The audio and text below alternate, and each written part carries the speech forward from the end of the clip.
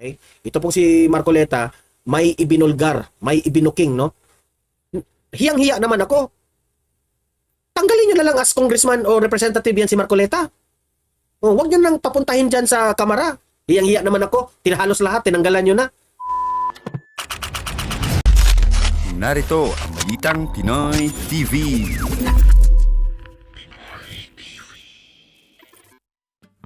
Okay, and we are live ngayon sa ating YouTube channel. At may panibago na naman tayong pag-uusapan itong patungkol po dito kay Representative Rodante Marcoleta. Okay? Ito pong si Marcoleta, may ibinulgar, may ibinuking, no? Bakit natanggal siya bilang miyembro ng komite sa Kamara? Okay? At may kinaugnayan ito sa niluluto na impeachment ni Vice President Inday Sara Duterte. Okay? So yan ang pag-uusapan natin. Kailangan po natin itong pag-usapan. Kailangan po natin itong i-react kasi may kinaugnayan ito sa mga congressman na gusto pong mapatalsik itong si Vice President Inday Sara Duterte sa kanyang pwesto bilang Vice President. Okay? Ito yung mga buong akala natin na akala natin kakampi ito kay VP Sara, pero yun pala medyo tinatrabaho na po si VP Sara for a reason na takot sila na mananalo ito sa 2028 election bilang presidente ng Pilipinas. Okay? Ganyan sila. Okay, yan ang una nating pag-usapan. Bago ang lahat, bago natin ito pag-uusapan, help me po na i-like muna ha at i-share itong video na ito para guys kakalat ito sa taong bayan. Okay, sabay-sabay nating i-like muna at i-share itong video natin, Facebook at YouTube. 1, 2, 3, go! Okay, like and share para maraming makalam. And also guys, paki-subscribe at paki-follow ito para lagi kayong updated sa mga balita na kagaya nito at ma-notify ang inyong mga cellphones kung meron tayong breaking news. Okay? So, kagaya nito, breaking news ito. So, sabay-sabay natin i-follow, i-subscribe, Facebook at YouTube. Ready? Follow, subscribe. 1, 2, 3, go! Ayan, thank you very much. Okay? So, una nating pag-usapan, itong si Rodante Marcoleta, di ba, kung ating matatandaan, nung isang last week, ibinalita na itong si Marcoleta at ipinakita pa natin dito sa live natin ha, na tinanggal siya sa iilan ng mga committee member, sa mga committees. Tinanggal po si Rodante Marcoleta. Ano ba ang ibig sabihin nun? Ibig sabihin, tinanggalan po siya ng power. Okay? Kasi alam nila na si Rodante Marcoleta ipinaglaban kung ano talaga yung katotohanan. 'Di ba? Kung ano yung nakasaad sa batas, doon lang po nakasubaybay si Representative Rodante Marcoleta. At ngayon na tatakbo itong si Representative Rodante Marcoleta, nakikita natin halos lahat ng mga supporters ng mga Duterte supporters, si Marcoleta yung nangunguna. Umiinit yung pangalan ni Rodante Marcoleta. Nasusuportahan talaga siya.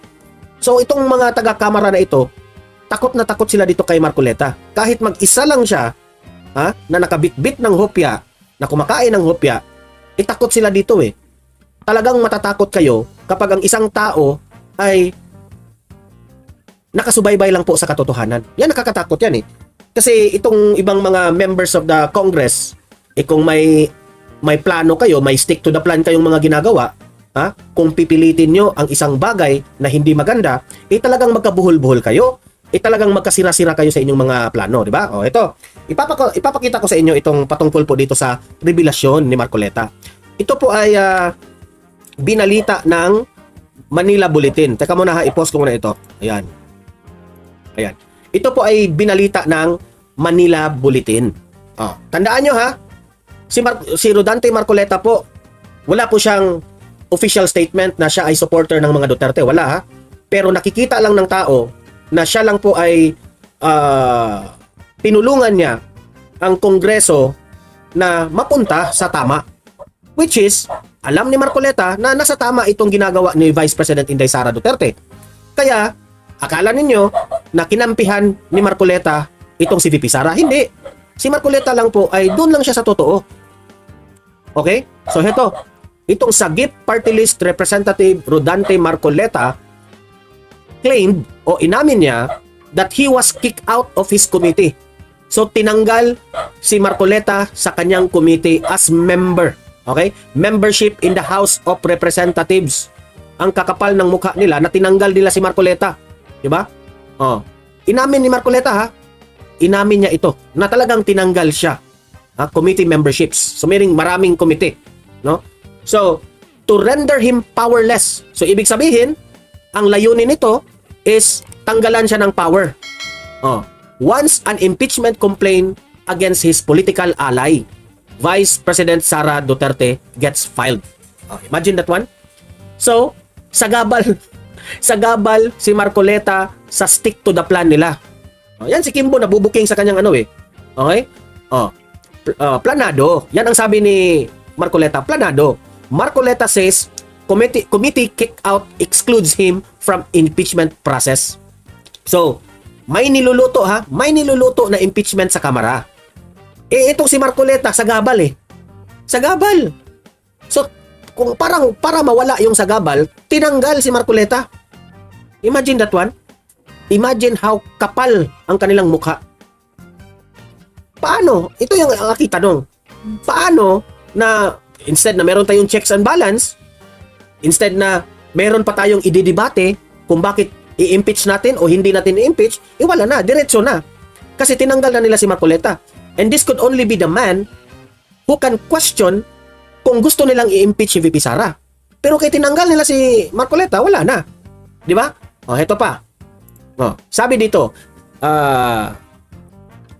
Marcoleta explained his theory during a recent episode of Saganang Mamamayan on Net25. Ito kasi ay ipinakita si Marcoleta sa channel na Net25. Mag-subscribe kayo dyan sa Net25 kasi channel yan ni Marcoleta. Hindi ko ibig sabihin, laging invited guest si Marcoleta dyan sa Net25.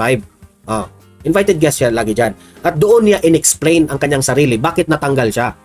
Sa aking palagay, ito na sabi ni Marcoleta sa aking palagay, ito ay planado. So yung pag-kick out kay Marcoleta, planadong-planado na. Hindi ka ba nabigla? Ako, sa totoo lang, hindi ako nabigla. Alam kong pwedeng mangyari yon, natanggalin si Marcoleta.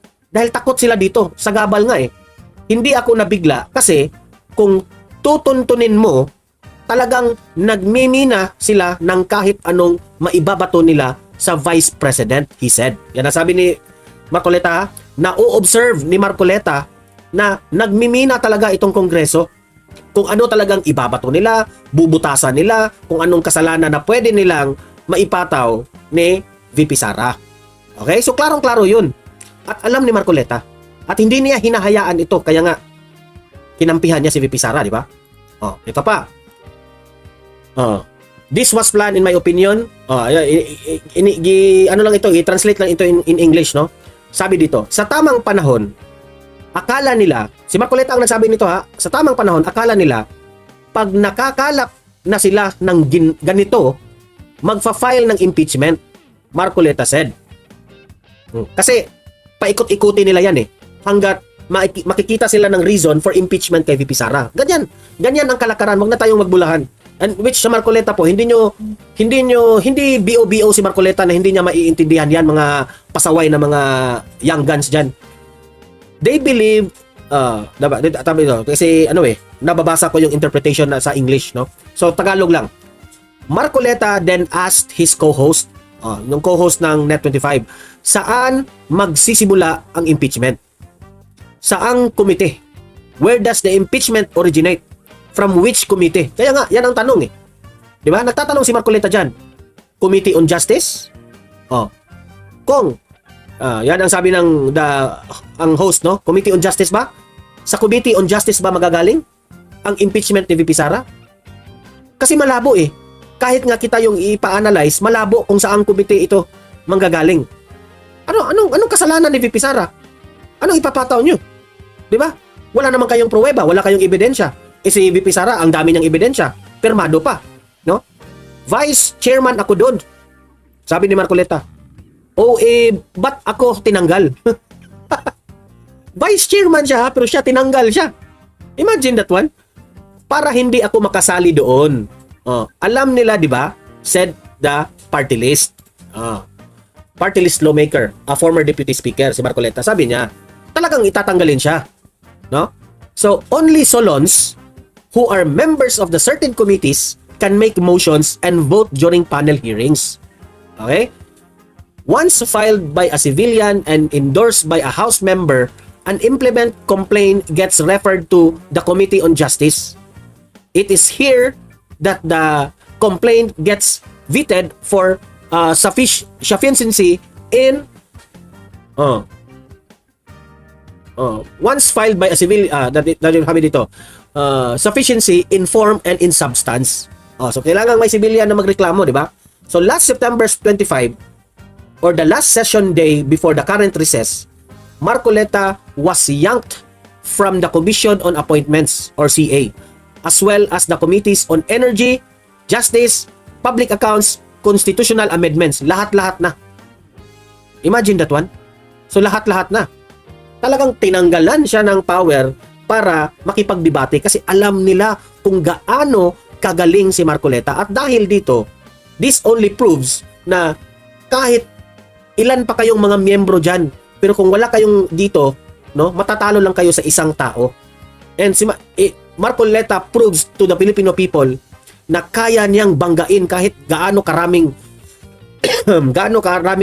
kongresista dyan. Basta nandun ka lang sa tama, tuloy-tuloy yan. Di ba? The previous week, he was removed from Committee on Good Governance and Public Accountability. Talagang pinipilayan talaga. Hiyang-hiya naman ako. Tanggalin nyo na lang as congressman o representative yan si Marcoleta. Huwag nyo nang papuntahin dyan sa kamara. Hiyang-hiya naman ako. Tinahalos lahat, tinanggalan nyo na. Kulang na lang, tanggalan nyo ng damit si Marcoleta eh. Ito na nga mga kabalita. Ano na ang masasabi nyo patungkol sa balitang ito? Please comment down below mga kabalita. Pag-usapan natin yan sa comment section. At kung di ka pa nakasubscribe sa ating channel, baka naman